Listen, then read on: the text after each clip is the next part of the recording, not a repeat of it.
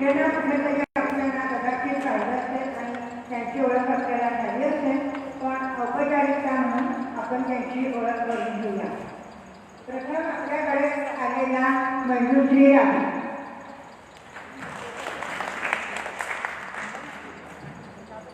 मैत्रिणींनो, आज आपल्याकडे मंजूश्री राखी आले आहे.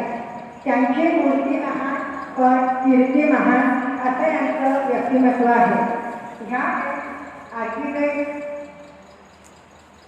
सायकोथेरपिस्ट, एनर्जी हिलर, समुपदेशक आणि उद्योजक, प्रेरक, वक्ता आणि सेंद्रिय शेतकरी, निसर्ग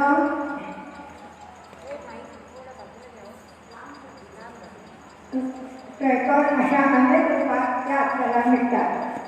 एका भगवद्गीतेच्या श्लोकामुळे त्यांच्या इच्छाशक्तीची त्यांना जाणीव झाली.